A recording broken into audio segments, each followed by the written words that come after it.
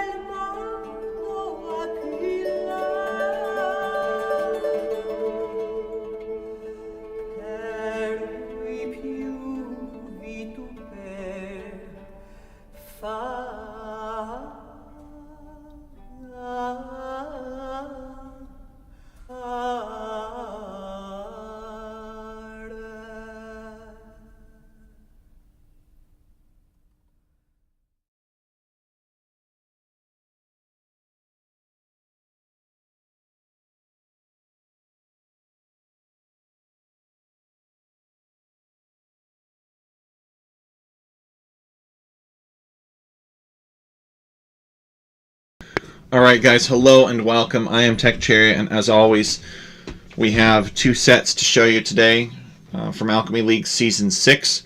Alchemy League Season 6 is a 1v1 round robin tournament played on custom maps. It uses a unique ladder type seeding system that nobody else uses from an algorithm that I developed, and we have a large number of custom maps that I did not develop, but I was involved in making sure that they are high quality maps. So we've got some sets from, I think, lower elo today. One of them is kind of the last seed and like the fourth to last seed, and then those guys are somewhere in the middle. So I try to show a little bit of a variety here. I also try to make sure that we show as many different maps as possible in the cast. So actually this is going to be our second match, but we're going to see Gugong and Ruergai, the Yosoi Pacho and the Otter one are going to play on those two maps. And then Leon Roma and Core Diamond are going to play on Crorina and Shimmerpool. So let's take a look at the players real quick. Let me bring that up on my screen. Let's see, it's really bright. So Leon Roma, he is around 1,000 elo and he is from Spain. And Core Diamond is around 1,100 and he is from Russia. So about a 100 elo difference between these two.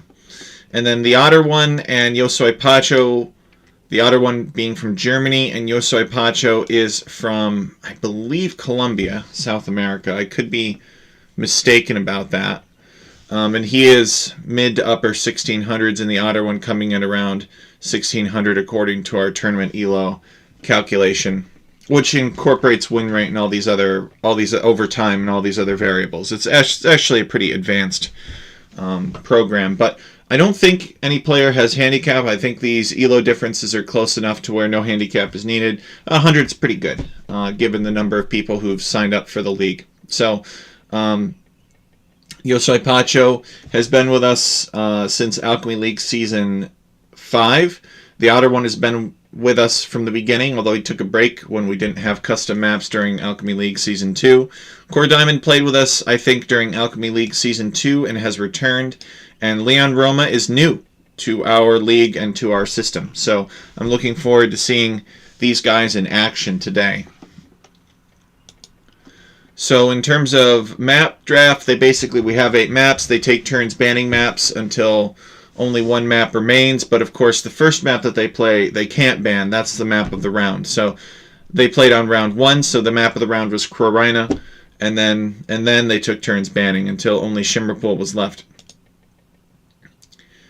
Alright, civilization draft. So the admin bans 5 civilizations randomly, and then they globally ban 2 civilizations each, and then they pick 2, snipe 1, I believe, and then pick 2 more. So Leon Roma will have his choice of Persians, Koreans, and Lithuanians, and Core Diamond will have his choice of Saracens, Burgundians, and Malians. So with the civilization draft out of the way, we'll do Otters and Pacho's civilization draft later. Let's get into the game. Okay. So Krorina, what is it? Well, it is a creation of Sing Sing. Sing Sing is a map creator from China, and both of the maps that Sing Sing furnished for Alchemy League this season are inspired based on places in China. I don't know exactly where in China, and I know that this isn't supposed to be here. Sing Sing has a very good eye for detail, very good at seeing what looks good, and this looks like some kind of snow thing. And this map was actually not updated since the game was patched. It was played on a later patch, but it wasn't updated since then. And so one of the objects in the game, which was some good-looking object that definitely belonged here, was turned into snow. So if you guys see occasional snow scattered on the map, know that it's not supposed to be there. That snow is an artifact of the devs doing a very rare thing and changing the constant ID for objects, which they generally don't do because it makes random map scripts incompatible with previous patches. So we don't want to have to go and update the maps every time, to be required to update a map every time a new patch comes in. So let's talk about this map a little bit. You got a couple of big round forests. Leon Roma coming over here to try to capture these decoration objects, but the objects are just decoration. They cannot be captured. Oh well, Leon Roma, it was worth a try. Could have gotten a free camel archer and some extra villagers and an extra yurt. What else do you need to know about this map? Well, there's 2 other main things that I think about. So apart from what you can immediately see with these kind of cute round walls and some extra villagers, which lends itself nicely to Fast Castle and to Unique Unit, you have these monuments in the middle. Now these monuments, if they are destroyed, they drop a relic. And it used to be that there were other relics scattered around the map too, and that made for a pretty confusing relic victory condition. But we don't do that relic victory condition anymore because the rest of the relics have been removed, although it looks like they played on a version of the map that did not remove the extra relics. So we could see some confusing victory conditions. It looks like there's still relics scattered around on the map. So the relics have since been removed. So because the game goes through and it computes relic victory based on the number of relics that are starting on the map, Let's say that there are only 3 relics on the map when the game starts. It'll figure out, okay, when a player gets 3 relics, that means that the relic countdown begins. And that does not incorporate relics that are created from the destruction of these buildings. This map was developed before we had a specification forbidding resources from spawning upon the destruction of something else. So it is possible that we could have both players have a relic countdown at the same time. Maybe somebody destroys some wonders and somebody picks up the rest of the relics on the map. Or we could have a player with 3 relics who garrisons an extra relic and then loses the relic countdown. So we'll have to pay attention to that. There could be a little bit of confusion, but usually it's not really a big factor in Alchemy League.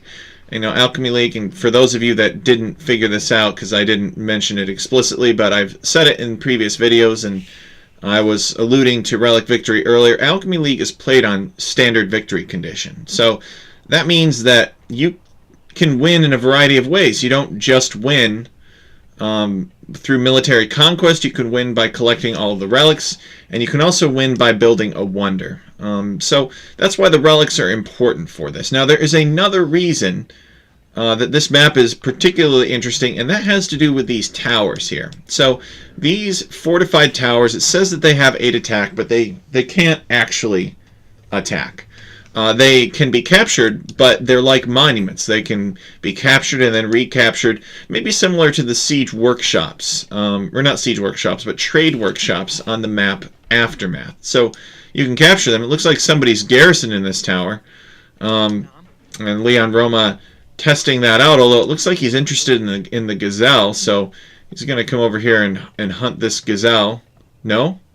Alright, no, he's going to garrison back in the tower. Let's see if Leon Roma demonstrates the usefulness of the towers.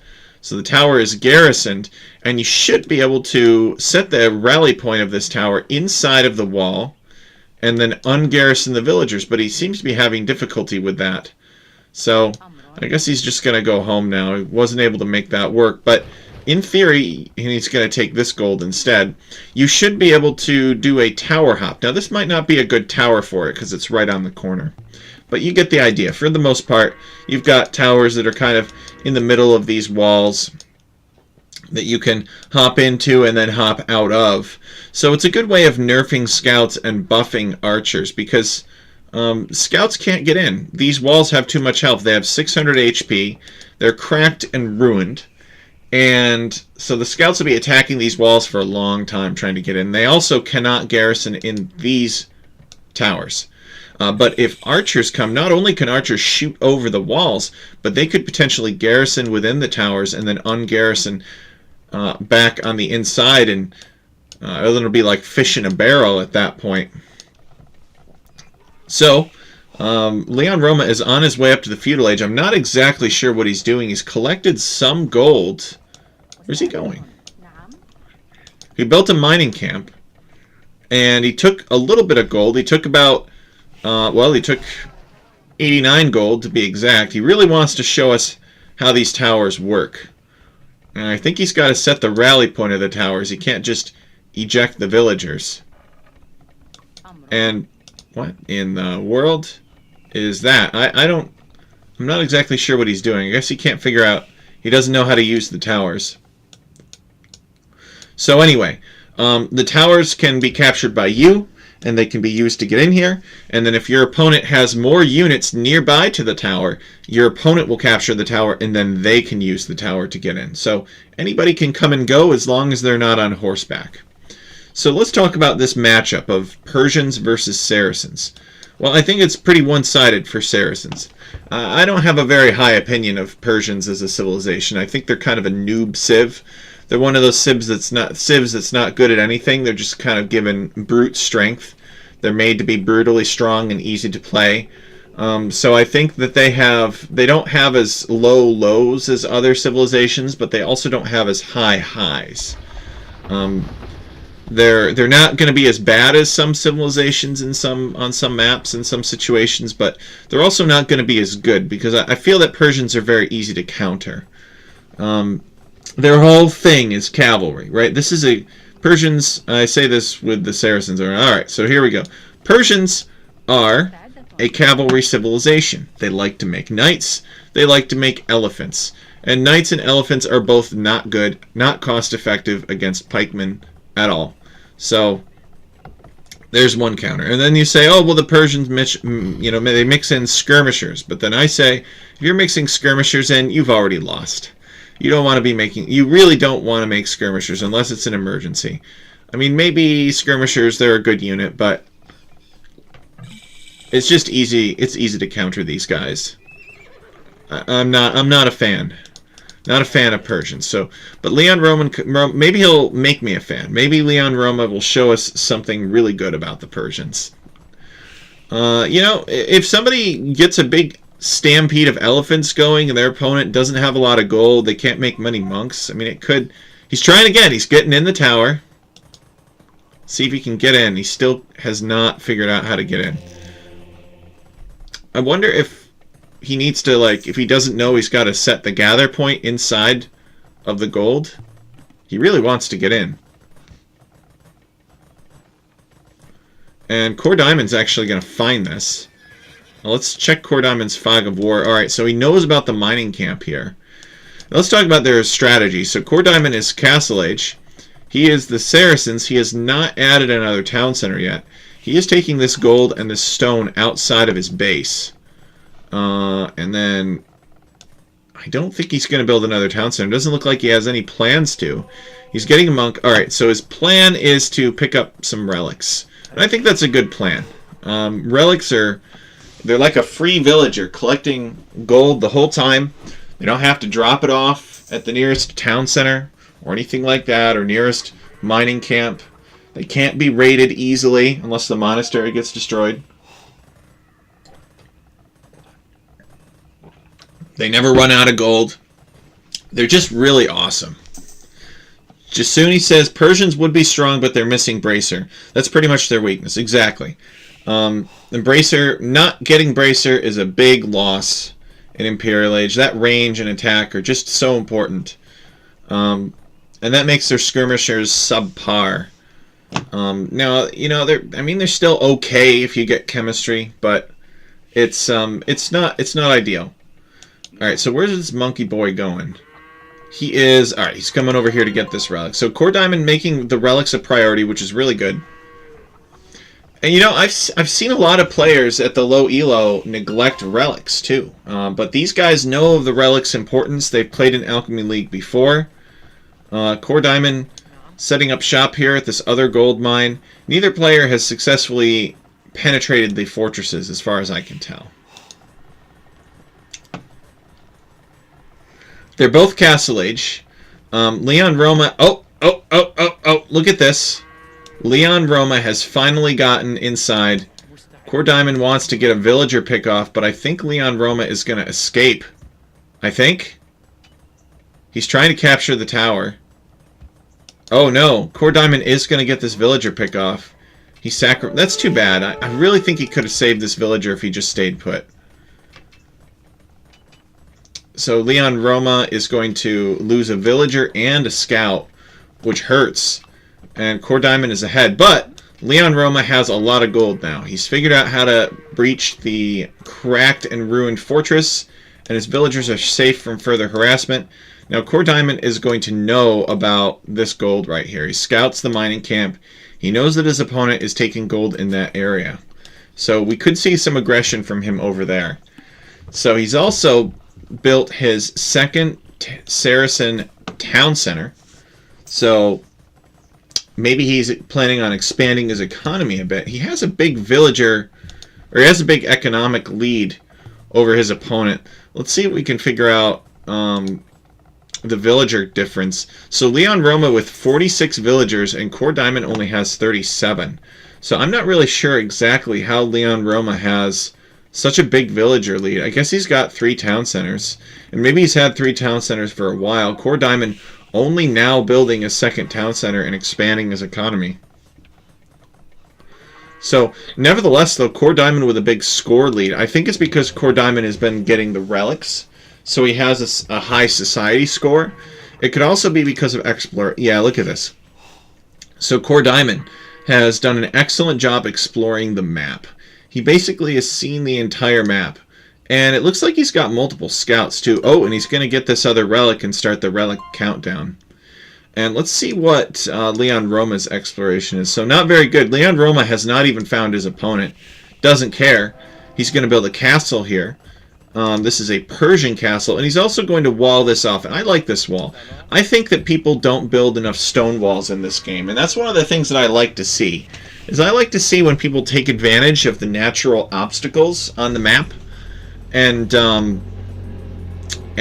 create stone walls, wall them off. Oh, look at this. Core Diamond looking to get another villager pick off. Fight back, Leon Roma. Fight back. He doesn't fight back. He may not have responded yet. This scout is so weak, he can kill him. Come on. Alright, well, the castle kills him. Alright, so the villager is saved, thank goodness. Leon Roma gonna continue working on this wall. We've got another scout here from Core Diamond. This could try to slip through here. Now, if I were Leon Roma, I would build some stone walls right about here. Maybe not necessarily wall the obvious place, because that kind of walls the villagers out. But he could sort of wall off maybe from here to here. Alright, so another scout is in. And what? Oh, I see. So Leon Roma has resigned after noticing that Core Diamond has triggered a relic victory. Oh, that's too bad. Maybe Leon Roma felt that he was in no position to threaten Core Diamond's monastery. He felt on the defensive. He had one of his villagers picked off. But I mean, it's still 200 years. He could still try for it. He was building a stable. He maybe could have made some elephants, although that's sending elephants against an opponent with a known monastery and monks is kind of asking for trouble. But he may have still been able to pull something off. Let's take a look at the statistics. So Core Diamond with 1 kill and 1 death, and that 1 death was his scout. He probably picked off 2 villagers. Leon Roma with more food collected, but Core Diamond with more of every other resource. Core Diamond with a better advancement. Leon Roma had not gotten around to going after the relics yet. Core Diamond with 96% map exploration, which for this ELO is very good. That helped him find all the relics that he needed. So this sort of victory would not have been possible in the modified version of the map, which has no collectible relics. So total castles, 1 for Leon Roma, 3 relics captured for Core Diamond. So if Leon Roma actually had been able to drop that castle on Core Diamond's monastery, it maybe could have been different, but he had just finished it. 63 villagers, so Leon Roma with a big economy advantage when the game ended. Now let's take a look at their second game. So their second game is played on Shimmerpool by TechChariot, yours truly. And they are playing on the African version. So the African version will, of course, have goats and rhinos. And we've got the Malians for Core Diamond in the blue. And we have the Lithuanians for Leon Roma in the red. So maybe Leon Roma will go after the relics more aggressively this game. So Shimmerpool, what is it? Well, it's basically an Oasis-style map, but the Oasis is kind of long. It's actually elliptically shaped. And in the corner you have these ridges that have the only neutral stone on the map, or maybe even the only stone on the map. Yeah, it's the only stone on the map. And then there's a relic, too, in each corner. And there tends to be a relic in the center as well. And that relic is just on some shallows here. This looks like a pretty disgusting version of Oasis, though, where the water is not very clear. Maybe this water's been sitting here for a while. And all kinds of algae and all kinds of hippos have been, and other animals have been coming over and leaving a mess in the water. But if you're thirsty enough, you will drink this, especially if you have subhuman intelligence like these zebras. So this may look like a very closed map, but it's actually not. And here's why. Number one, the wood lines are forward. So wood lines are always forward. Now you say, well, you just wall off, right? You got all of this lake here. You can wall to the edge of the lake. There's tons of trees, and that's true. But there are 2 problems with walling off entirely. The first problem is that there's all kinds of little gaps and stuff. And that can make it very hard to make sure that you get a good wall in, because it's, it's easy to overlook something. Maybe there was a slight gap in this acacia forest and you didn't see it, and your enemy just slipped right through it. The other reason is because there are lions. So there are lions guarding the tips of this oasis, which make walling over here a commitment. So you actually really can't wall. This map was submitted, or an earlier version of this map was submitted to Nilly's Apartment Cup 5, and they said that it was a closed and campy map, which was something of a delusional take, because it had the same feature of these lions here. They didn't want to feature the map for other reasons. So we got a dock here from Core Diamond, and I think docks make a lot of sense on this map. The reason that docks make a lot of sense is because there's a lot of fish. And I think that the amount of fish could be random, actually. In some generations of this Shimmer Pool map, it's not even Africa themed. It's all frozen over and there are no fish. And then it's extremely open. But this is kind of still mostly open. I would call it semi-open. So it's definitely a good idea to get some fish if you can. And Leon Roma is sending a villager out to make a dock, I think, as well. Maybe this villager was sent out to... Yeah, there we go. Alright, so they're going to build this dock, and then both players are going to try and fish and collect some free resources. So what do I think about... What's my analysis of Malians versus Lithuanians? Well, if I am correct in my assumption that this will go to late game, I think that unlike the previous map, it will be difficult for any one player to accumulate all of the resources. Even if one player goes land and the other player goes water, whoever goes water is going to get the relic on the oasis, and whoever goes land is going to get the relics maybe in all four corners. But even that is unlikely, because after the feudal age action is over and you've got archers and man-at-arms and stuff like that, I mean, you can finish off the lions on the edges of the map. You can kill these lions with feudal age military, feudal age army, and then you can wall. But you can't wall in the Dark Age. So battle lines are drawn as long as you can survive feudal age, and I think both players can. So I think this will go late game, and if it goes late game, Lithuanians will try and make paladins. And paladins could be very effective against the Malians, and here's why. Malians do not get halberdiers. Malians only get pikemen, and true, they get Farimba camels. But Farimba camels are, I mean, they're okay, but Lithuanians get halberdier of their own. So I don't think camels are as hard of a counter to paladins, even if they have Farimba. Just because both units require gold. Now, Core Diamond, okay, he manages to kill this rhino without taking any villager losses. Guys, remember, and he's also pushing in zebra, which is smart. So rhinos have extra food on them, so that could help these players get up to feudal age faster. So see that they're kind of right next to each other. I don't know if Core Diamond... He actually has not spotted Leon Roma. We'll see if Leon Roma has... Okay, so Leon Roma knows that Core Diamond is on fish, but Core Diamond does not know that Leon Roma is taking fish. So Leon Roma is building a barracks, and he's very heavily on gold. If I had anything to say to Leon Roma, it would be this, if I could give him advice. And that would be, don't worry about taking so much gold so early on. Unless you've got a build order that's putting you on 2 archery ranges, and even that is a large number of villagers for 2 archery ranges before you hit feudal. Generally, if you're going double range archers, you start out with like 3 on gold while going up. But he really could use maybe a second lumber camp first.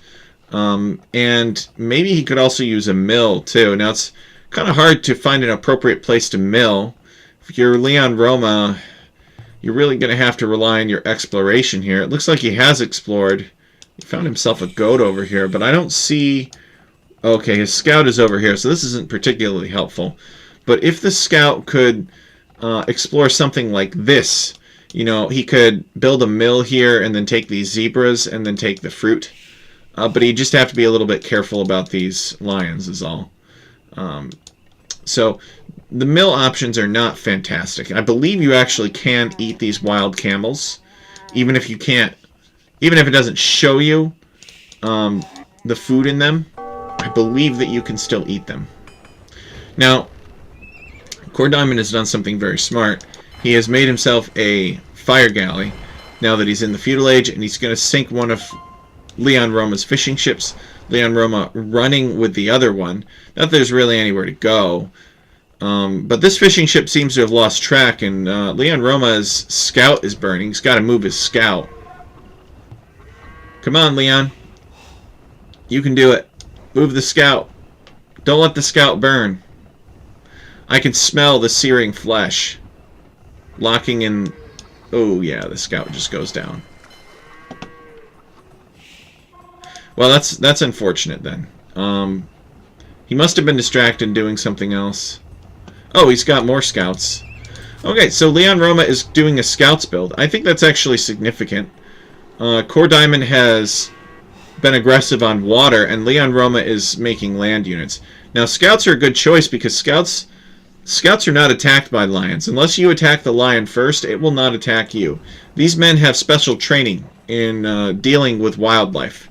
See, they know how to respect wildlife and to not be attacked by it because they're scouts. So maybe that, like, conscientiousness and consideration of wildlife is part of your training in the scouts. Trust me, I know. I was in scouts myself. So these scouts should just be able to run past the lions without any trouble. And then when they do, they can get over here and see if there's some chaos that they can cause.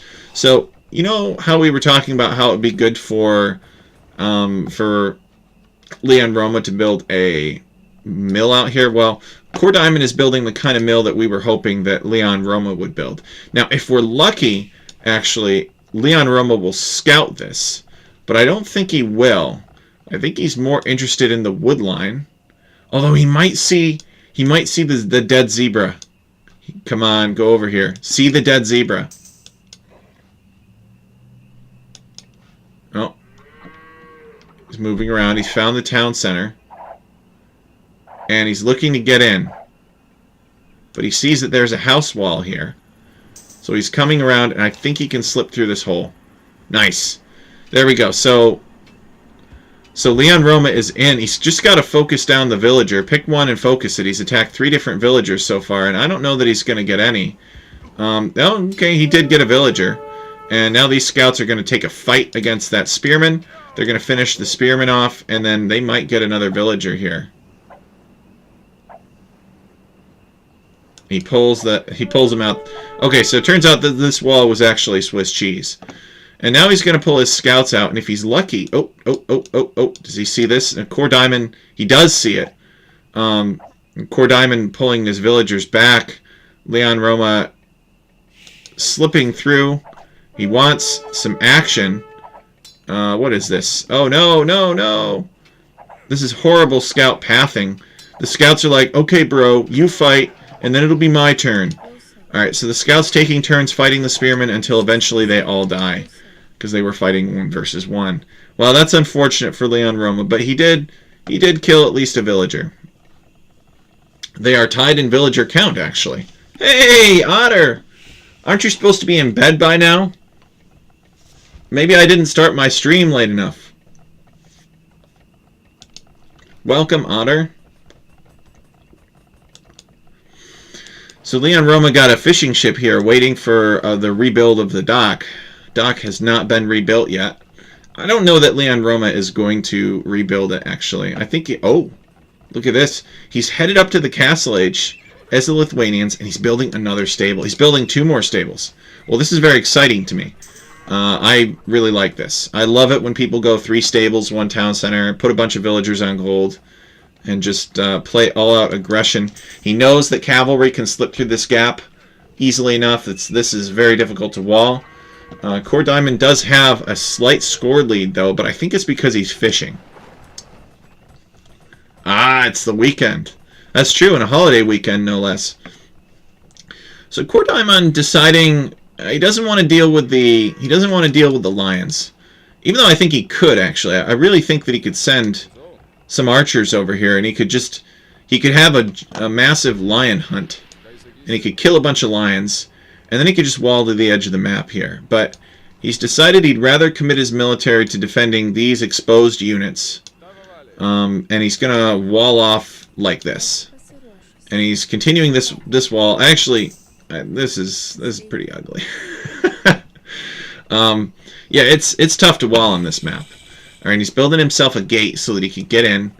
And Leon Roma is in the Castle Age now. Core Diamond is still going up. And Leon Roma is making some knights. And these knights, he's getting the armor for the knights. He's got 3 stables.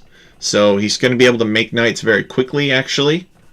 I wish he would use all of his stables, but he's... Come on, Leon. Cue some more knights. Alright, there we go. So it looks like he's going to go 2 stable here. He doesn't quite have the villagers to support more than that. And he's trying to keep his wood economy flowing. He's just refreshed his lumber camp, so there are some idle villagers on the farms. But he's sending some knights out across. And knights are very good against all types of feudal age units. They're not quite as good against spearmen. Oh, look at this. So the wildlife is on Leon Roma's side here. And the knights pulling back. They do not want to fight that cluster of spearmen. I guess he's going to regroup and wait until he has more knights. He's got 4 knights total. There's no reason to fight these spearmen by himself. And now that he's got 4 knights, he's looking to take the fight. Meanwhile, Core Diamond is looking to not take the fight, but he kind of has to because Leon Roma is faster than him. And being faster means you get to choose. So now with the spearmen all dead, Leon Roma can clear out this archer. And then he needs to go and find some damage. He needs to go kill some villagers. He's going to come back here to where he saw the villagers last, which makes sense. But they're not going to be there. They've already hunted out all of the ostriches. So that's a little disappointing for Leon Roma. So he's going to look for some other damage instead. And if he's lucky, he might be able to ambush these villagers on the gold. But Core Diamond is paying attention. And he pulls those gold miners in before Leon Roma can do much damage to them. Meanwhile, pikeman is in, crossbow is in, and these knights are going to have to be a little bit careful, otherwise they might become trapped. They're being chased by this camel. They're being chased by everything. And Leon Roma not able to find the damage that he's looking for. The thing about knights is they have pretty poor line of sight, actually. So it's unlikely that by themselves knights will be able to spot stuff. They have to go to where you know the villagers are already. I disagree with this fight. I think there's no reason to take this fight here, but maybe it was a misclick. So even if he had won that there would have been nothing to gain. I'm not sure why he's redeploying his military. Okay, so look at this. This is interesting. Leon Roma is getting squires, and he's making some spearmen. So he definitely recognizes the camels and the threat that the camels play. And so I think that he's doing that so that he can have some fast spearmen to chase those camels down and keep them off of his villagers. I think this is a really good town center here on all of this wood. And he's going to build another barracks, and that'll allow him to make infantry much faster. So no walls really from Leon Roma, more so just map control, different units, and additional buildings. So Core Diamond, let's see what he's got here. He does not have any other town centers, so 2 town centers versus 1 town center.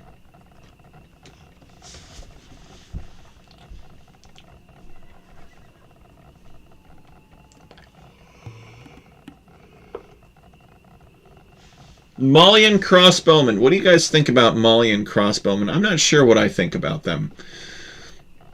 I mean, Malians get decent bonuses relevant to crossbowmen. Core Diamond decides to attack Leon Roma. Oh, kills 2 villagers. Yeah, Leon Roma's reflexes are not as fast as Core Diamond's, and Core Diamond's kind of punishing him for it. He does have the right units, but his opponent's just been able to get way more damage than he has. Alright, the lion coming in here to help out, but I do think that Leon Roma is going to clear up these crossbows, which is a good win for him. And certainly well-deserved considering those crossbows killed 2 villagers. So Malian crossbowmen are controversial because the Malians get bonuses that lend themselves nicely to going Archer Rush, but once you hit Imperial Age as the Malians, you do not get Bracer. So that means that you basically have to kill with those crossbowmen, or otherwise not really. You either have to invest very heavily in them, enough to kill your opponent, or you have to invest very little in them, such that if it goes to late game, you don't have a bunch of Arbalisters out there without Bracer, because that's pretty awkward. What's the score? So, I'm assuming that you're referring to who's won how many games so far, because the score is clearly displayed. Otter is always harping on me about making sure that I have the right buttons clicked to show as much information as possible. Core Diamond has won the first game. So Leon Roma is under pressure to either to tie it up. And I think he's having a pretty good game so far. He's made mistakes, sure, but this game exists as part of life, and life is about making mistakes. Exactly. Not an issue if you lose them all before him. That's the spirit, Otter. That is the spirit. So I'd like to see Core Diamond try to come over here and clean up these lions with his crossbows and wall this off as well. I don't really like the idea of giving your opponent an opening to come in here and castle drop you and take your stone. But maybe Core Diamond has a plan. So Leon Roma, he's got the knights, he's got the pikemen. He is prepared to deal with the camels. He just needs an answer to crossbows that is more cost effective. So we've seen him get the archer armor upgrade. I wonder if he's thinking Lithuanian skirmishers. Lithuanian skirmishers are faster, like Lithuanian pikemen. Exactly. Core Diamond. I mean, I can kind of understand why he built this part, because he sort of had this box wall already, this improvised wall to his wood line. But then he built all the rest of this. And I thought he was going to send his archers over here and clean this up and then just wall to the edge of the map. But he just kind of, it was like an investment sort of thing. Okay, so the crossbows are on the prowl. They're looking for damage. The nice thing about crossbows on this map is that there's all kinds of reed patches, which can make it difficult to get a good surround in on the crossbows. Core Diamond microing the crossbows against the pikemen. He's got good unit control. Leon Roma reacting by sending his knights down here, and he's garrisoned these villagers in the town center too. So he knows that he's got a problem. He knows that there are crossbowmen. And what do you do when you know that there are crossbowmen headed this way? Well, I think you can assume that they're going to find your farms. So the fact that he's still on these farms, okay, there we go. So he sends them home, but he missed this lady. Come on, lady. Don't get left behind. Okay, he leaves one behind as an offering. Now, he probably feels that he doesn't have enough knights to deal with this. But importantly, though, Leon Roma is imping.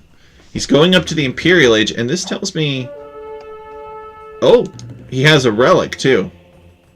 He has the relic lead. So he's built another monastery over here, and he's taking some stone. And he's collected this relic. So that'll be good. He knows that he's preventing his opponent from achieving a relic victory. So now we got some crossbowmen coming around. And, hello, Leon Roma, hello. He's just not good at keeping his villagers alive. This is a disaster. If Leon Roma could figure out how to keep his villagers alive, he could probably jump like 200 elo. Because there's absolutely no reason for this, right? You know that your opponent has crossbowmen rampaging through your base. Why you would allow your villagers to continue working like this is a rookie error. And it's something that if he learns how to stop, he could really benefit from.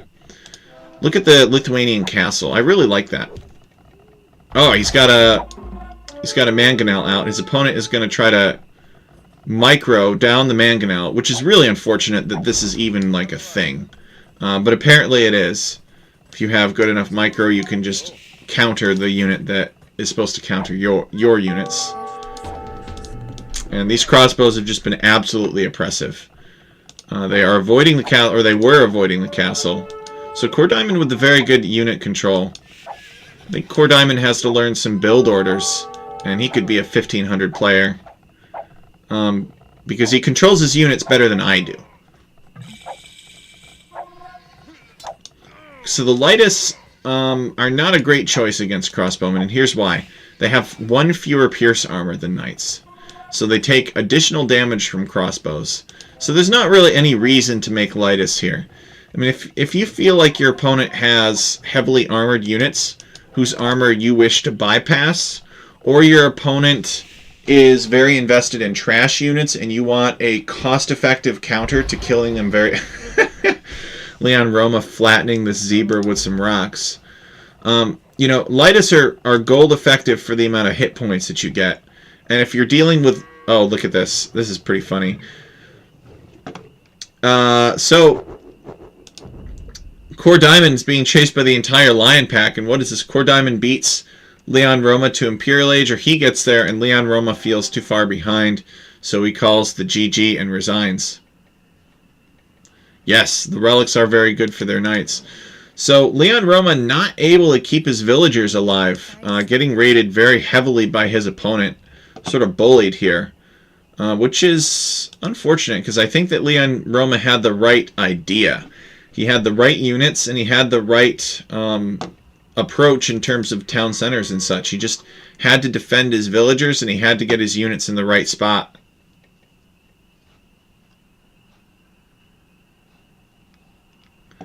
The to-be-expected camels. You could make an argument for that, I suppose, but he had already teched into spearmen. So Core Diamond with the win here. He played very well against his opponent. Let's take a look at the statistics.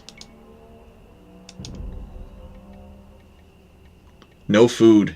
Yeah, he was off of farms for a while. So, Core Diamond, look at this kill-to-death ratio for archers. This is, I guess this is pretty standard for archers. He destroyed one building, lost none, largest army of 32. More food, more wood collected, but Leon Roma had more stone and gold. Leon Roma with better Castle Age and Imperial Age times. And he built one castle, collected one relic, and Core Diamond with the villager high of 90. Can't make out the villager count very well. 77 to 90. Yeah, it does feel like an early GG. So now we're going to cast the Otter One versus Yosoi Pacho. This was played in Round 2 of Alchemy League Season 6, where the map of the round was Gugong. Let's take a look at... We'll take a look at their civilization draft first. So Gugong versus, and Ruergai are the two maps we're going to see from them. Oh yes, I love this. We're going to see, maybe we're going to see Celts. So 5 random bands from the admin, and then two bands, global bands from each of them, and then 2 picks and a band, and then 2 more picks. And so Yosoi Pacho ending up with Celts, Lithuanians, and Georgians, and the Otter One ending up with Saracens, Berbers, and Gurjaras. Yeah, they both did feel like early GG.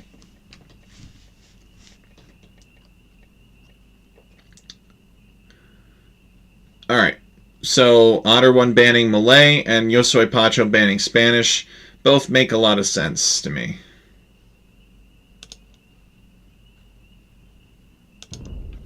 Alright, let's zoom into the game here. This is game 1.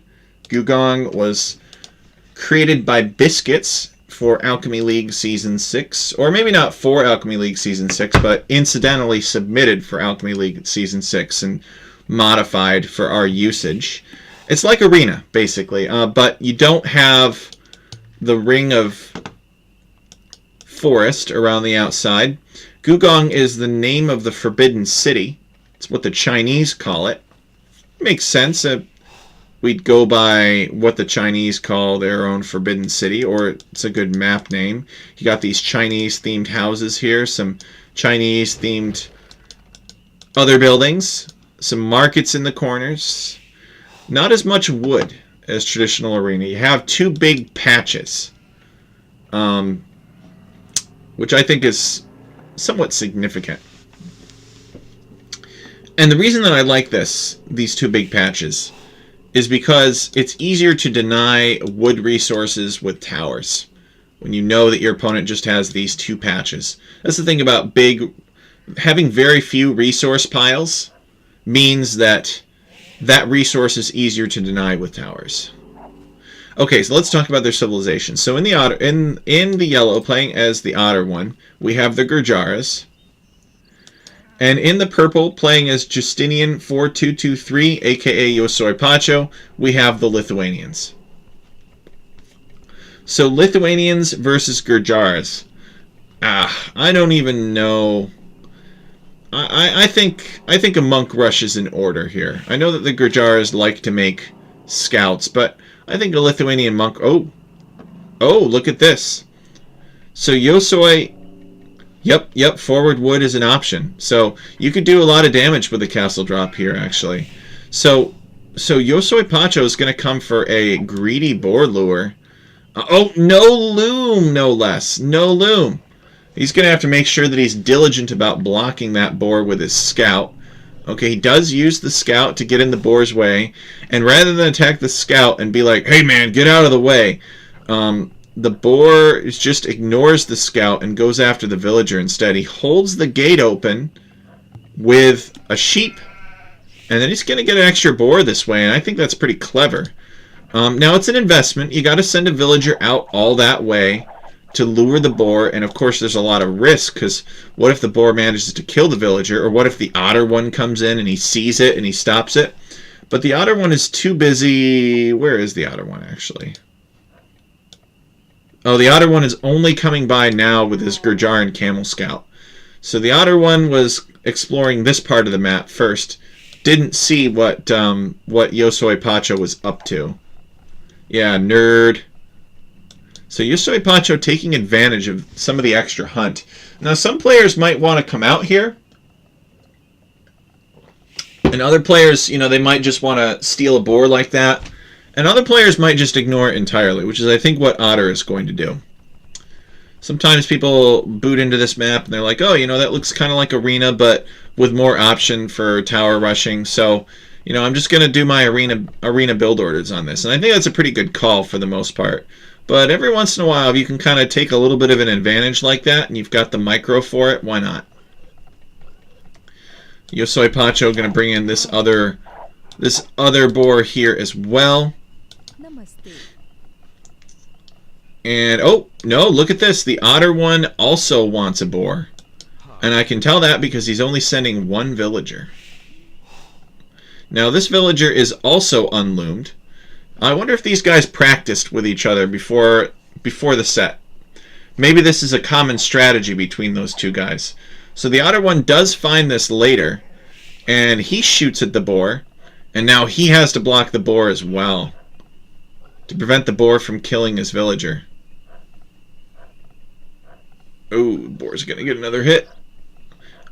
These villagers, I believe they can only take 4 hits before the boar kills them. And I don't know. Maybe the otter one will be content just to get this boar inside of his walls. And it looks like he's going to get hit one more time. Okay, he got loom to buy himself some time, and now the boar goes down. So maybe not quite as elegant as Yosoi Pacho, but still a successful boar lure. He tried to take 4 boars. That's very greedy. Maybe Hyder, maybe if you got like a villager standing here, and you see both of the boars, you can shoot one and then shoot the other. If that's what you're referring to, like Hyder tried a quadruple boar lure. And Yosoi Pacho as on stone. So Yosoi Pacho is Lithuanians. This tells me that he is either planning to mega boom or he is planning to build a castle. And I think a castle is more likely. I think booming would be quite greedy on this map. I think if you want to boom on this map, you have to be very much ahead. That's true. The boar is in, and that's what matters. So the otter one is nearly feudal age. He's going up on 21 pop, which is pretty fast. And he has actually the resources to drop some market and blacksmith. So we probably will see. There's the blacksmith. Come on, where's the market? Just force drop off some wood. And there's the market. He's going to build it with 3 villagers. So he's doing a 21 pop fast castle as Gurjaras. He's got his sheep in his mill to give him that food trickle. to help him out.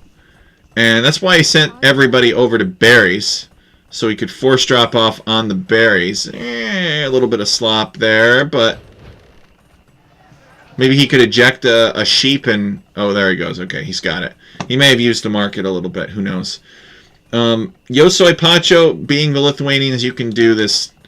You can do a similar 21 pop FC. I know that a friend of mine, Cap Jow, did it for the purposes of a monk rush, and showing up at somebody's base at like 10 minutes with monks is just terrifying on Arena. But if you survive, those first few minutes, you'll win, because they are very broke. They cannot afford very much. Actually, it might have changed now, because I don't think Lithuanians get the same amount of starting food that they used to. So Yosoi Pacho going to throw down his market and blacksmith as well. I would rather see these like up against the wall, but I understand why they're here. You know, just because he had the villagers here. So my question is, what is the Otter one going to do with Castle Age once he gets there? We can see that he wants to build a couple of farms, and that's all well and good. And he's getting horse color to make those farms more cost efficient. But what really is a Castle Age of this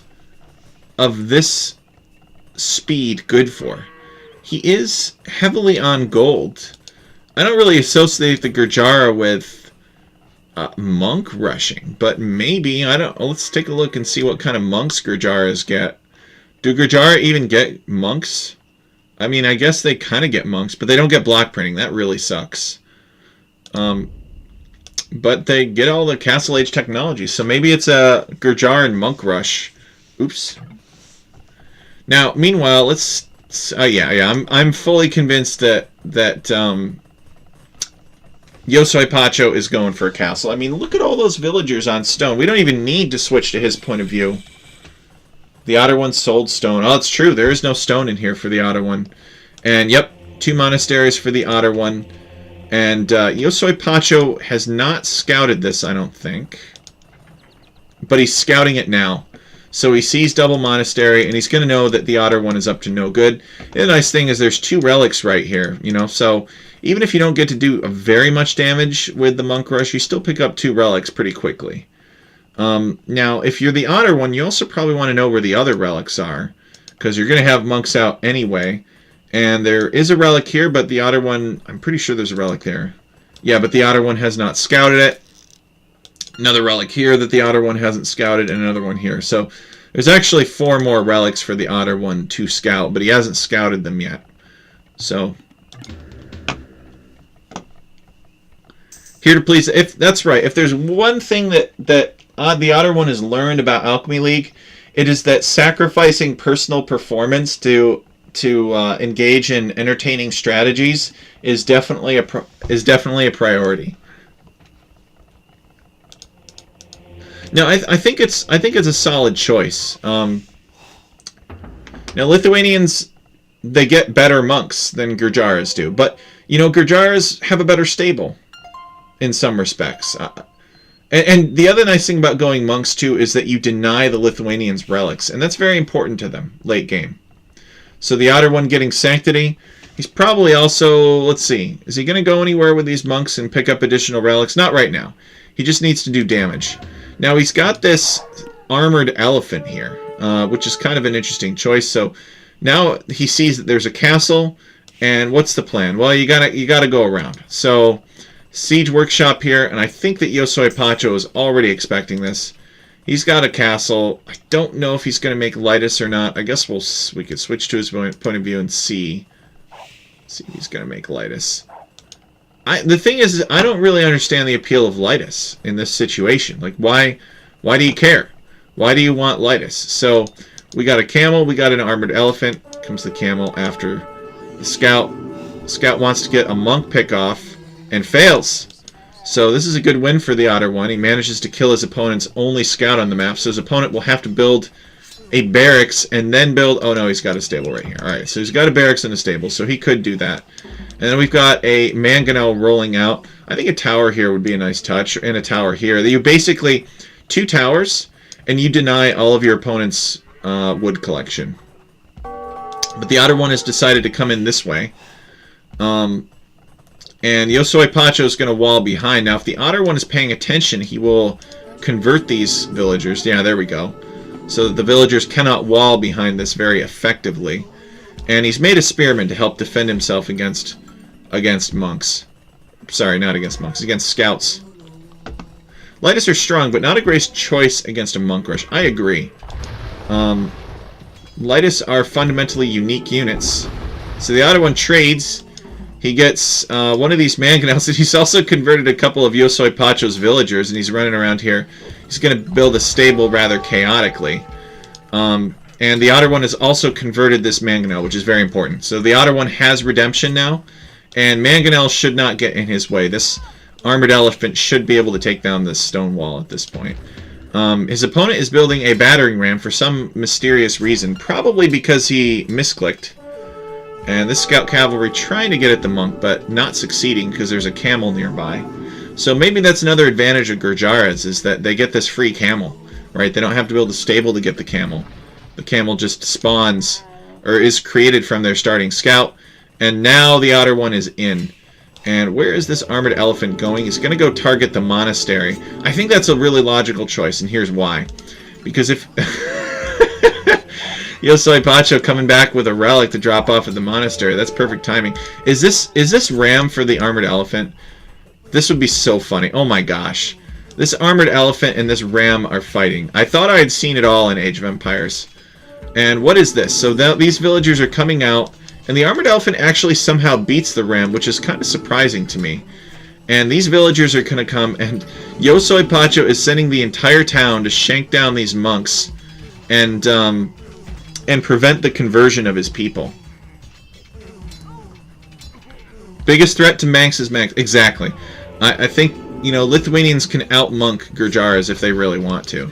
And so yeah, here's the town. They've shanked down 3 monks, and they're chasing after this other one. Not the best situation for the Otter one that you want to be in, right? Because there goes 300 gold down the drain. The Otter one being very annoying and building a tower right here. And he actually has a Shviramshra rider. A couple of Shviramshra riders being created from the stable within Yosoi Pacho's base. So, but I was going to say that the disadvantage for Yosoi Pacho is that he's got, like, half of his economy tied up fighting the Otter one's army. So the Otter one killing the Shviramshra rider with a couple of spearmen. I'm not exactly sure where he got those spearmen from. I mean, maybe he made them himself and they got inside. And this armored elephant now trying to take down this gate, but the armored elephant ultimately going down. The tower garrisoning, and some villagers are dying. And is that lady going to get... Yes, the lady is finished off. And now the Otter one building another siege workshop, but he's building it inside of Yosoi Pacho's base. He's also making more monks. I want to switch to the Otter one's point of view because I want to look at what he's making. He's not making any more monks just yet. But Yosoi Pacho has figured out that he needs to make more scouts, so he is making some more scouts. But he has not made any light cav yet. And are these villagers coming to... No, they are not. So Yosoi Pacho is not able to take stone anymore. He could still take gold if he really wants to. The Otter one really... When you think about it, what is the Otter one denying over here? I mean, he's just denying the stone, and he destroyed the monastery. Oh boy, here's an all-or-nothing castle from Yosoi Pacho. The Otter one is going to attempt to deny it by building a tower. I actually don't think you need to deny this. I think this is a purely bought castle. I think all you need to do is like plant monks around the perimeter and just box in your opponent so they can't take resources. It would be nice. It would have been nice for Otter to pick up this relic and just, get out of there with the relic. The Otter one's just gonna come over here with the Shviramshra rider. He's going to build... That's just funny. He builds a house where the gate was so that Yosoi Pacho cannot straightforwardly wall this off again, which is actually really smart. If he tries to stonewall here, then the Otter one will just delete the house if he ever needs to get back in. The Otter one says they're converted spears, he thinks. Jasuni says, Armored Elephant had extra bonus damage to the Gurjara bonus. May it rest in pieces. Yes, that elephant did work. Counter-towering in the opponent's base is way too tempting. It is very tempting. So let's take a look at the Otter's relic count. He's still only got 2 relics as far as I can tell. Yosoi Pacho does figure out that he can build a gate here instead. The other one walls this in, and I guess he's going to just work on this wall segment. Try to get out. He's got 3 villagers. I think they're converted villagers. And he's got a monastery in here too. Meanwhile, Yosoi Pacho has built 2 castles in his base. And they don't really secure any resources. I guess they guarantee that he's going to be able to take this gold, and that's it. Meanwhile, there's a random monk here. I'm not really sure how it got in, but it gets a conversion, and now the other one has to run. I think, oh, look at this. He's walling this in. This is pretty funny. Unfortunately for the otter one, these villagers can just go around the outside, but maybe if the otter one had a couple of monks nearby, he could actually get some conversions. So Yosoi Pacho is going to come around this way now.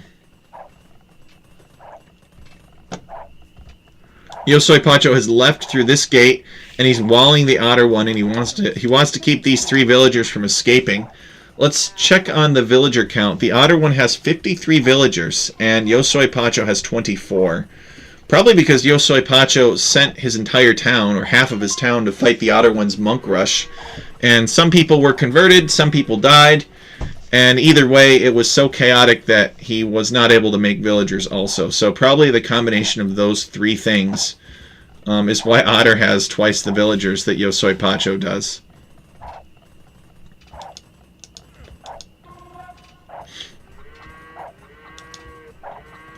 Yeah, these 3 villagers trying to get out. I think they should attack this wall segment instead. So what is the otter doing? Well, he's added a second town center at home, and it looks like he's given up on his aggression. He's going to take this gold because he has map control. But I really think that the otter one needs Imperial Age now. He needs Imperial Age. He needs to build some towers around here and here just to prevent his opponent from taking resources. Go Imp and then get GG from your opponent. So he's going to be on his 4th relic. He's going to have a decent relic count here. Yosoi Pacho is definitely under... It's going to be hard for him to come back, I think. I suppose anything's possible, because Age of Empires is a comeback-oriented game. Now, where's this armored elephant going? I think that this armored elephant should do 2 things. 1 or 2 things. It should either come all the way over here and chisel through this, or it should come around here without getting too close to the walls where his opponent can see it, and then come over here and help these villagers get out. But the elephant is close to the wall, which means that Yosoi Pacho is going to see it. He might actually make a mangonel after seeing it. Oh my goodness! Look at all these armored elephants. Alright, I guess I see what the otter one was up to this whole time. Alright, so he's going after this castle. He's got some Shiramsha riders. He's got some villagers coming in to help out. And he sends the villagers against the castle. The Shiramsha riders are not designed to fight Lytus. You know, they're just... Lytus are much better melee units. But these elephants are going to take down the castle, which was the otter one's objective. So can the otter one destroy the town center as well? Okay, so he's going to make some camels. Camels will be much better against the Lytus. The Lytus, it's kind of ironic actually. You know, the Lytus ignore armor, and these elephants have -1 melee armor. So basically, the Lytus, if they were any other type of unit, would get extra attack against these armored elephants. But because they're Lytus and they ignore armor, they actually don't get that extra attack. So the Lytus are actually surprisingly bad against rams and armored elephants.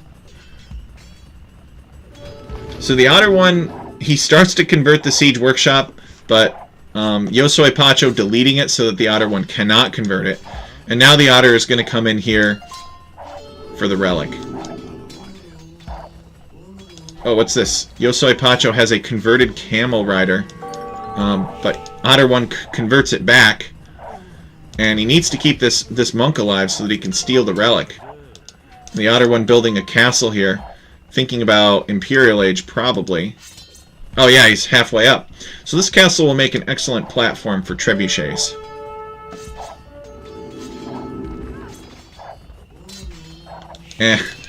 Yosoi Pacho rebuilding the wall segment here, but the Otter One still has some some units running around. And yeah, I don't think the Otter one is going to get in here and steal this relic. I think Yosoi Pacho is going to keep him out. Yosoi Pacho with a couple of monks here. He's thrown down a mill so that he continue to farm this area. Played too much sudden death where you could just destroy their town center and win the game. Well, the Otter one is about to be Imperial Age, and I don't think Yosoi Pacho is anywhere near that. I mean, he's seen the castle go up, so he knows that his opponent has invited him to go to Imperial Age and make trebuchets, but the Otter one wouldn't have built this castle here without a plan. And we see that the Otter one is Imperial Age, and Yosoi Pacho knows what's coming. He calls the GG. An excellent game. True clown style from the Otter one, taking down a higher elo opponent. I think I was pretty impressive. It was a fun game to watch on a fun map. A well-crafted map, which I am grateful to have in our competition. Let's take a look at the statistics. So, Yosoi Pacho actually with more kills than deaths. But if you add in the Otter one's conversions, he has more deaths than kills. The Otter one has 22 kills, 53 units lost, but I think a lot of these are converted units from Yosoi Pacho. Raised 11 buildings, lost 1. Largest army of 15 for the Otter one. The Otter one has more food and wood collected. Yosoi Pacho with more stone. The Otter one with more than double the gold collection, which is pretty impressive. Which it's also necessary if you're going to monk rush like that. The Otter one with better advancement times. 2 castles for Yosoi Pacho. 1 castle for Otter at the very end when he built it. Otter getting 4 relics and 1,600 relic gold. Villager high of 67. So the Otter one with a very impressive win against a high elo opponent. Yosoi Pacho is one of his tougher opponents this season, or this sprint. Now we look at game 2, which is Ruhrgai. So Ruhrgai, it's similar to Fortress, I suppose. It was made by Sing Sing. It is inspired by a place in China. This map, oh yeah, Otter is explaining. This map is Regicide. Regardless of whether or not you pick Regicide, this map is Regicide. And here's the thing that I like about Regicide. Regicide is a big equalizer. It can make a game that may not be winnable if you don't have great macro. It can make a game winnable if your opponent has much better macro than you do. If you got, it can introduce additional strategies. Like if you can have this strategy where you make cavalry archers and trebuchets, and it may never win you anything ordinarily, but if you can use those cavalry archers and trebuchets to snipe your opponent's king, then yes, you can win that way. So there's an added victory condition here. In addition to being played standard victory condition, we see that Yosoi Pacho is scouting out the map with his king. What is this, actually? He's going to dock. All right, he's going to dock. He's going to dock, and he's going to take some box turtles. All right, well, that's kind of funny. I think there's only 2 box turtles here. 3, actually. Maybe it's worth it. I think it's about worth it if you can get 4 fish, is what they say. The rule of thumb is for 4 fish, it's worth it. Is this interconnected? I'm not sure. The waterways are hard to tell. They're kind of defying the laws of physics here. I mean, look at this. This is navigable, so ships can get hill bonuses, and you can have ships on a hill. Just sort of weird. Otter calling Yosoi Pacho Mr. Yo. I think that's in reference to the expert player from China. And Otter referencing Hera. I think that's an expert player from Argentina. Alright, so Yosoi Pacho just looking around the map with his king. Now, we've seen people explore on this map with their king and gotten their king killed. Oh, this king is injured. Well, the other one needs to be careful, because we have seen people lose because their king was caught out in the open and killed by enemy scout. So he tried to king snipe and lost his scout. Ah, okay. That explains why the king is injured. Now the water buffaloes on this are not tame. The water buffaloes act like deer. There's all kinds of different farms you can take too. I guess these farms have essentially infinite food here, but you can only collect from 4 at a time. So it is an option for food income. So if we look at Yosoi Pacho, he's making fishing ships in this corner. And he's going to have, what? 6 fishing ships? Really? He's trying to dock everywhere. Alright, so Yosoi Pacho going for a Georgian fish boom. Oh, we should introduce the civilizations, by the way. So Yosoi Pacho is playing as the OP Georgians. And the Otter one is playing as the OP Berbers. I really like the Berbers here. I think the Berbers are a good choice. They're a solid cavalry civilization. But the Georgians are a new civ. And due to power creep, they could be unstoppable. We'll see. This may have been played before the patch, the nerf to their Manaspas, which are a very powerful unit cavalry unit that they make from their castle that does more damage if it's surrounded by its own kind. Hera used his king as bait. It's impressive that you guys know all about these games that are played by the expert players.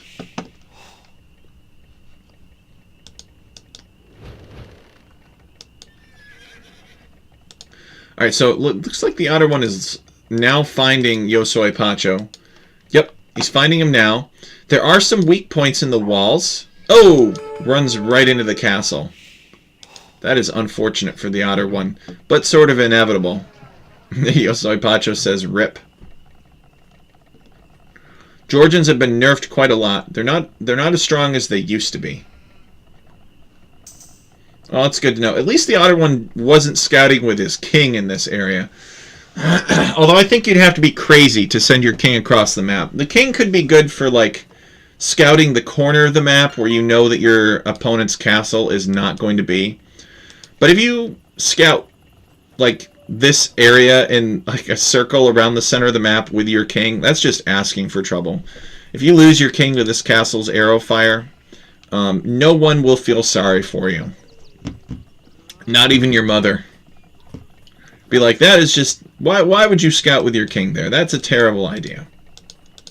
I'm excited to see this map. I haven't seen this map very much. I think people are afraid of the regicide. Oh, you didn't watch the game, but the clip was all over the place. Otter, we have to go viral. We have to go viral. We have to go viral so more people will find out about the league. And it'll be more comfortable for all of our players if there are more people who are similar skill level to them. Alright, so Market Blacksmith from Yosoi Pacho. Pretty standard stuff. He's done a decent job of basically fish booming here. He's got a bunch of fishing ships. Let's see. How many does he? He's got 5 fishing ships over here. And he's got 4 fishing ships over... Oh, no. He's got 7 fishing ships over here? Seriously? Holy crap. So he's got a big villager advantage over the Otter one. Yeah, look at this. 43 versus 22. Ouch. And meanwhile, I don't think that the Otter one has fished at all. The Otter one has a better civilization. But maybe the fish boom is too powerful on this map. Where's the Otter one going, though? He's Castle Age. He's Castle Age and he's Berbers. I like this town center here. There's box turtles for extra food. There's gold. There's stone. And there's wood. The only problem is that Yosoi Pacho, I think, is connected to this via... Actually, yes, he is, because we see that there's a fishing ship here. Now, does Yosoi Pacho know about that area? Let's see. No, but he does know that he can go anywhere with ships. So Yosoi Pacho might just be looking at this being like, you know what, I'm just going to build docks everywhere. I'm just going to go Navy. I'm going to go full Navy on this map. And that could be a viable strategy. I don't know. The one thing that Hyder said about this map when he reviewed it for us was the reason he liked it was because of the number of different things that you could do. You could go Navy. You could go unique unit. You know, you could go monks. You could do all kinds of stuff.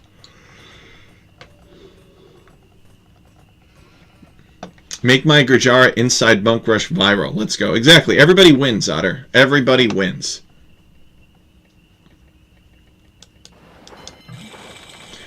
Alright, so the Georgians are now Castle Age themselves. Later than the Otter one, but that's okay because they have way more villagers. So he's got a head start on villagers. Otter's going to have to work hard to catch up. I think that the Otter's plan is to boom. I don't know, actually. Let's go over to Otter's point of view and look at his resources and see what he wants to do. He's got the 2 town centers. No, the Otter's going to go 3. Well, actually, the Otter is going to go 3 town centers, and he's going to make camel archers, and he's going to raid. So the Otter's going to raid. He's going to do the camel archers. And I wonder how good the camel archers will be against the fishing ships. I actually think camel archers will be very effective, which is why he's doing them against what Yosoi Pacho is doing, because Yosoi Pacho cannot really defend these fishing ships unless he makes defensive navy. Like, unless he makes galleys and war galleys and he invests into that, he can't defend this. I mean, fires, maybe. Demolition ships, maybe. But you get a good ball of cavalry archers or camel archers around here, and they will punch through these fishing ships and kill them pretty effectively. So let's see if Yosoi Pacho is going to do... Actually, he is. He is going to go galley defense. So if the Otter one gets stomped by ships, it'll kind of be of his own doing, because I don't necessarily know that that's what Yosoi Pacho wanted to do. I mean, do the Georgians get any ship bonuses? Doesn't look like it. So this is not a ship civilization, really. I mean, so nobody picks the Georgians and it's like, oh yeah, I'm gonna go Georgians and I'm gonna make ship. Like, why wouldn't you do this as Italians or something, or Koreans? So I think that this is kind of a reaction, and it's a good reaction. I mean, he forces the Otter one away. The good news is that these units are fast for the Otter one. It's good news anyway. The units are fast. They do have a hill advantage, but these are galleys. So the galleys have all of the attack and range upgrades, and these camel archers have none. So the Otter one really needs to invest more in these camel archers if he wants to pick fights here. Free mule cart is a great bonus for adding docks. I guess you could look at it that way, right? Because you don't have to spend wood building a lumber camp. You can build that dock instead. You can just send the mule cart to your wood line. Fortified church. Alright. So there is a disadvantage here for the Otter one. And that is that his castle is in range of the water. And Yosoi Pacho's castle is not really in range of the water. So Yosoi Pacho could potentially get a king snipe if he maybe went fast cannon galleon, snipe the castle. What do you guys think? Do you guys think that's too expensive? So these galleys with the upgrades. So the Otter one, he's not really able to do what he wants to do, I think. He wanted to raid the ships, the fishing ships, but Yosoi Pacho just made defensive galleys, and the Otter one has not gotten the upgrades yet for his camel archers. Let's check. S tier Dark Age fishing economy. So Jasuni says, Georgians have a top tier naval star. Alright, you guys really like the free mule cart. I guess I could see it. I don't really think about that mule cart very often. It kind of makes me somewhat sad. The Otter one building a mining camp here. And he's in trouble, though, if these ships just... Uh-oh. Uh-oh. I should have built it over here. But then again, he's being raided on the other side. Yeah, so the Otter one has to build a tower. He cancels the tower, and he's just going to send the units to take the stone. Prefers to have a castle. But he is being raided, so he needs to garrison this town center. And he needs to make camels. I believe, actually, that camels get bonus damage versus ships. Because camels, spearmen, ships, for whatever reason, had this cavalry type armor class. And these villagers are trying to get away from the Manaspas. Yosoi Pacho's going to pick off a few villagers. The Otter one's at 60 villagers. Yosoi Pacho's at 77. Is this town center full? It's not. I don't know why Otter just doesn't garrison in this town center. It's basically a free lumber camp. It's really good, sadly. It should be taken away. Saving 100 wood is really big. Alright, so chat seems to be of the consensus that getting a free mule cart is bad news. Maybe what we'll do for future seasons of the Alchemy League, something that we could consider for a thematic map pool is giving everybody a starting mule cart. So everybody gets one, and the Georgians just get an extra one. What do you guys think about that? Do you guys think that could be compelling?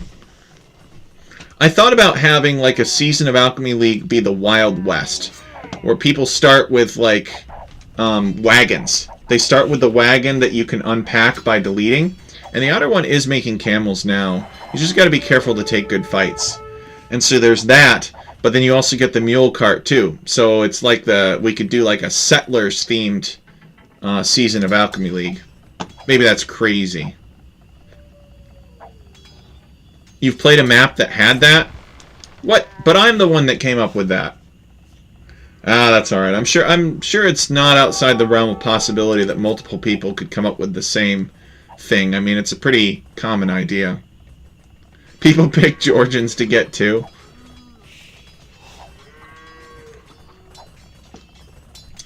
What I want to see is I want to see the Otter one go fast imp and get 4 trebuchets and some camp. Well, I guess it doesn't really work, right? Because he destroys this castle, and then the king just runs into this town center or runs inside.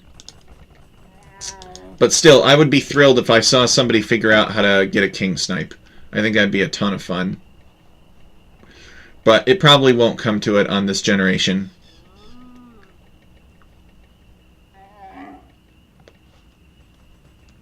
Oh, what is this? The Otter one really sending quite a bit of muscle. Oh, he's got the stone for a castle drop too. So he's going to drop a castle here. I think this is a good spot. It's sort of on a hill. It'll deny this fishing. Yosoi Pacho sees it. He's got to get out of there. Which is pretty annoying if you're Yosoi Pacho, because he's got fish traps that he's built up here. And he's got galleys chasing away the camels. Jasuni says, I made a few maps with a free mule cart. It has a significant impact on what you can reasonably do. Otter says, yeah, End of the Silk Road was in Stronghold Frenzy. Unknown player made the concept. And there was Spiny Forest in Alchemy League Season 1. Oh, that's true. I'm supposed to know about that. Well, it's been a while. Okay, the camels... See, look at this. The camels doing work against these guys for whatever reason. Similar to Spearmen, camels just get bonus damage against ships. Oh, come on. Take that fight, Otter. Where are you going? You were winning! The Otter one deciding he needs his camels somewhere else, I guess. He's got this holding over here. Very difficult to wall. You know, all these different channels and stuff. It's kind of... It's very chaotic. I think it's been fun so far. There is one big problem for the Otter one, though, and that is that Yosoi Pacho, in addition to having over 100 villagers, while the Otter has 76, Yosoi Pacho is imping. He's going to be imp in just a few seconds. What's this?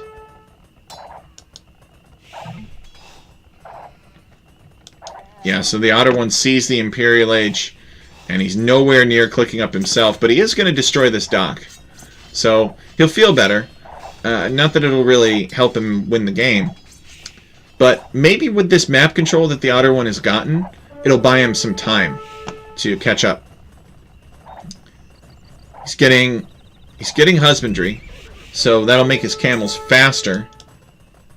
And does the Otter one not plan on going up to the next stage? I mean, usually when you see that somebody's imp, you cancel a bunch of technologies and villagers, and you abuse the crap out of the market, and you just try to click up. But the Otter one is going all in castle here.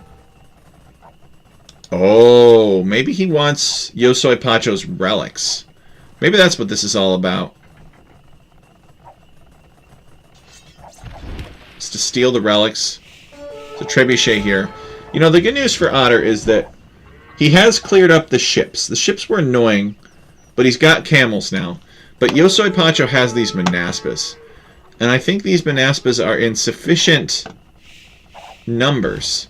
What in the world is that? Mountain Affinity? What does that mean? Manaspas gain extra attack from nearby Manaspas and Nightline units. Now they have 22? That's ridiculous.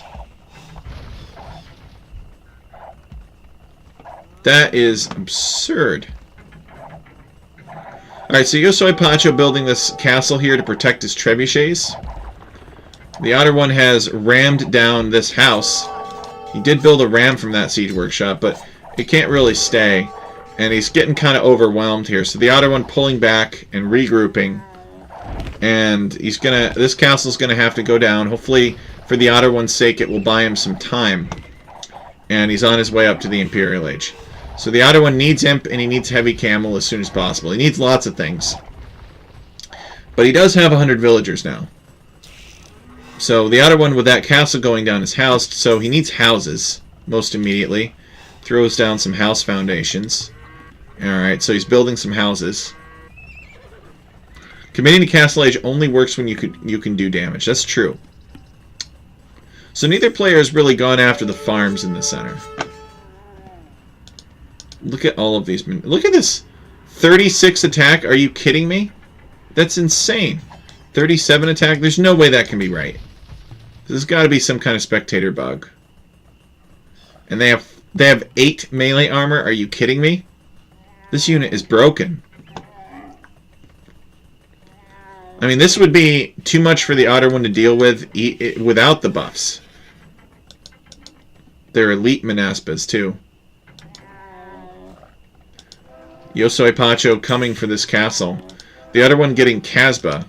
What does Casbah do? I think it improves the work rate of allied castles or something like that. Is he going to get it in time? He is. And the other one evacuates the king. The king is going to probably come over here. Oh no, he's going to go in this town center.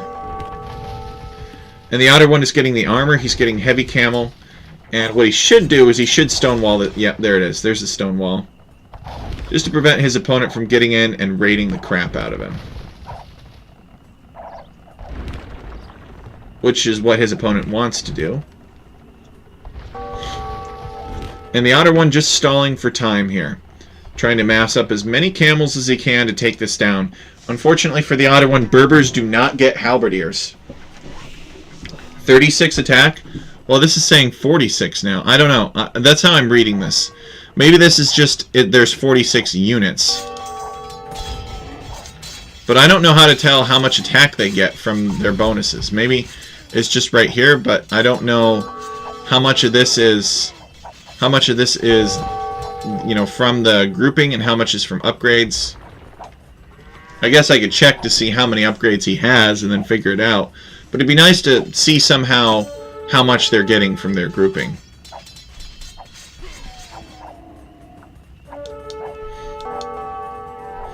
So Yosoi Pacho is realizing that he can't get in, so he's just going to go and destroy the other one's outlying economy. And the other one has to send his camels to defend his people. Otter, you must defend your people. Go, go, go. Alright, he's going, but he is outnumbered. So these villagers are fleeing back to his original town. The other one has some camels here. I think the Manaspas just take this fight. Yes, they do. And the other one realizing he's got to flee. This area is not safe. And he's got to rebuild his army. Yosoi Pacho with the superior army. Oh, okay. Otter's fighting over here. That's why he's delayed down there. He's got a lot of different things going on.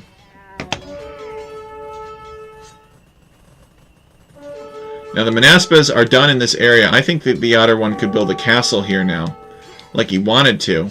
As long as he gets it up while the Manaspas aren't looking. That'll be the big thing.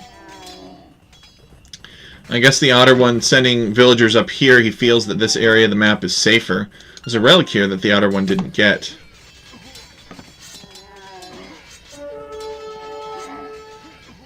Oh!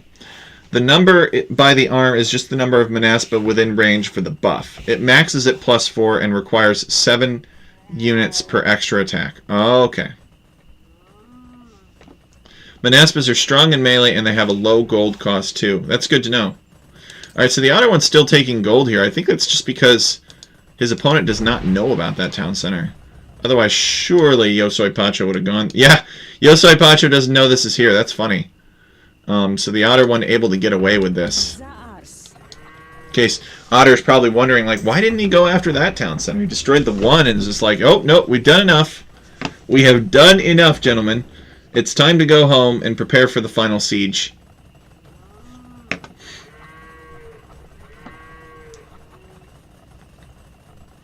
Yeah, last season, Yosoi Pacho commented to me. He said he thought that his opponents were all very challenging, which I was pleased to hear.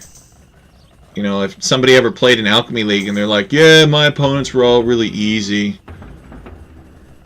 I would feel kind of sad. That's why, although I'm happy for a guy like Niaz getting a perfect score last season in the league, I'm also a little bit mad. I'm like, oh man, I can't challenge this guy. I like it when I'm able to challenge people.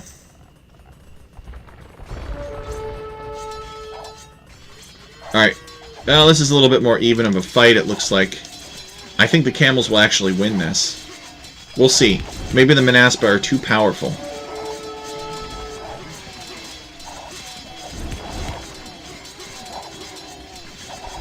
Oh my goodness. This is insane. And they're fighting under a castle, too. How do you stop this unit without Halberdier? Is it possible to stop this unit without Halberdier? You can't read the numbers on my screen. Now, I know that my stream is not known for the highest of quality. I can't really stream at any resolution higher than 720, unfortunately, due to the nature of my internet.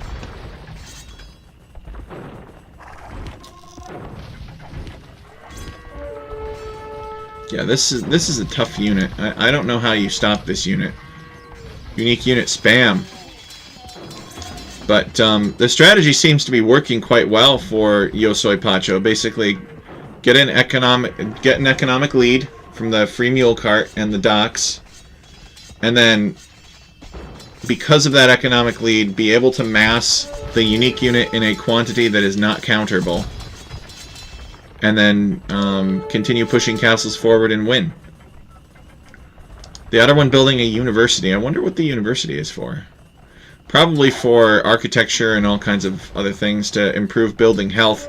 The Manaspa are in.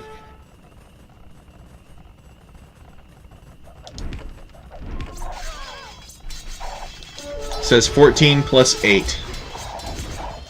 So a final attack value of 22. We figure that these camels are 7 plus 2 plus whatever bonus damage the camels get, which is not trivial. I think it's like 9 or something. But even if it were 9, it would be 18. So the Manaspas are actually doing more damage as cavalry units to the camels than the camels are doing to them. And now they're a halberdier here. Does anybody know the attack bonus of heavy camel?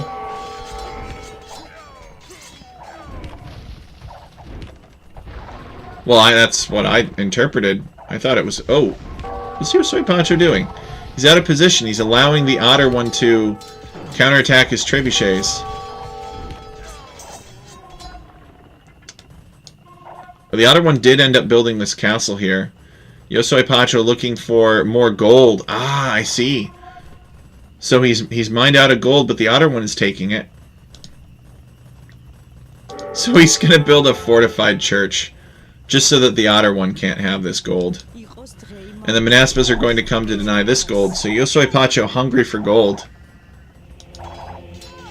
No, it's just that there were 46 units nearby. That's how it looked.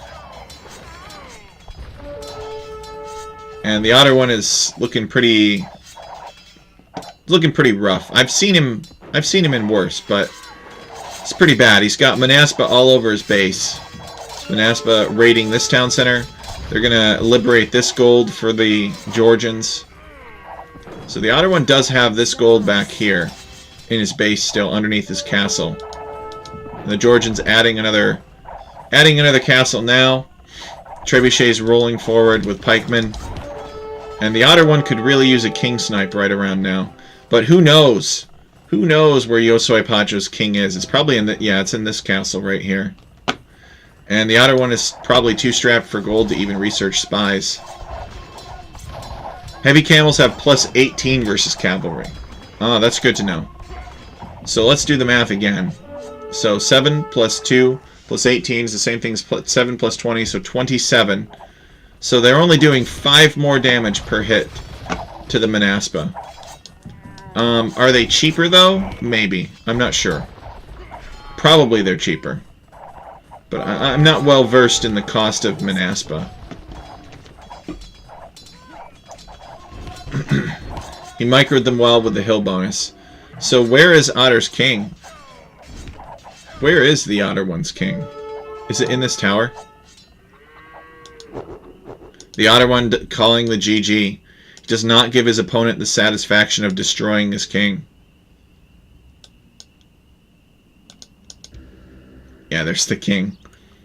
So let's take a look at the statistics. That was an aggressive game. Very well played by Yosoi Pacho. He gets 310 kills and 171 deaths. 34 buildings razed, 2 lost, largest army of 76. So he used the eco bonus of the Georgians early on to get a lead, and then he had a sufficient critical mass of those Manaspa that the Otter one could never the Otter one could never really overcome. Could never get good fights against them. So yeah, look at this economy here. This is just crazy. Almost twice the food collected, 50% more wood collected. The Otter one did get more stone, but Yosoi Pacho also got more gold. Good map exploration. Captured 3 relics. Had a total of 9 castles. Villager high of 139. So, are the Georgians beatable on this map? Well, we'll see. I mean, people will watch the recording and they'll be like, oh, I'm going to try that. And then somebody else will be like, I know my opponent's going to try that. If I see Georgians, what will I do? So we'll see. You know, maybe the Otter one, if he had known what his opponent was going to do, he would have played it differently. I'm sure that's the case with everybody. But I've really enjoyed casting these games. This has been a pretty good set. I'm going to post this one. I'm going to post a link to this one on Twitter. So I really appreciate you guys tuning in today. And I look forward to seeing you guys again soon. We've got a holiday weekend coming, so maybe there will be a little bit more time for me to do some Alchemy League casts. So thank you guys so much, and we'll see you again soon.